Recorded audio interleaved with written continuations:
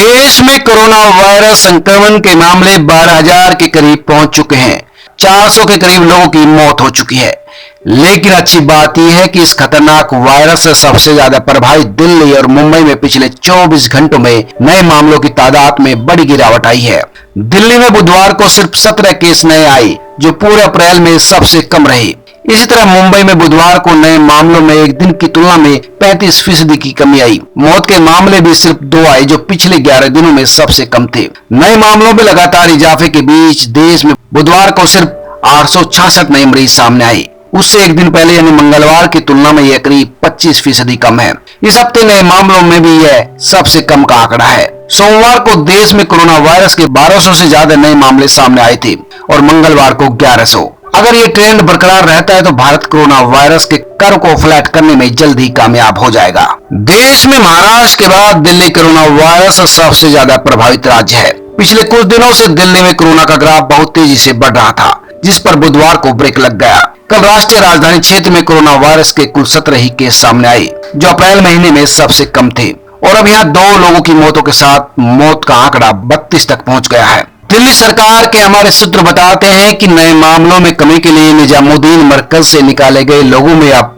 0 positive case सामने आने को जिम्मेदार माना जा रहा है। यहाँ कुल 1568 केसों में से 1080 यानी 68% लोग तबलीगी जमात से जुड़े हैं। राहत की बात है कि मरकज से निकालकर क्वारंटीन में रखे गए लोगों में अब पॉजिटिव केस बहुत कम मिल रही हैं।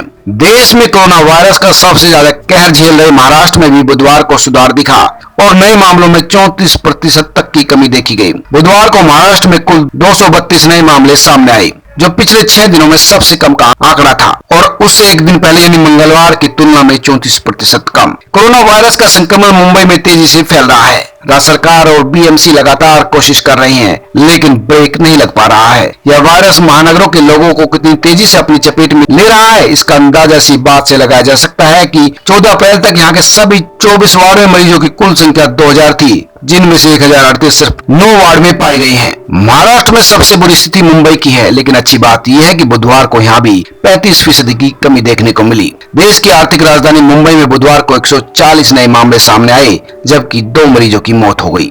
हालांकि मुंबई में पिछले 11 दिनों में कोरोना से मौतों की संख्या का सबसे कम का आंकड़ा था, जहां अब तक कुल मिलाकर 114 लोगों की मौत हो चुकी है। मुंबई में अब तक कोरोना के कुल 1896 मामलों की पुष्टि हो चुकी है। मध्य प्रदेश में बुधवार को कोरोना वायरस के 197 नए मामले सामने आए, जो सूबे के लिए अच्छा संकेत नहीं है। हालांकि पूरे देश की बात करें तो एक दिन पहले की तुलना में नए मामलों में करीब 25% की बड़ी गिरावट दर्ज की गई।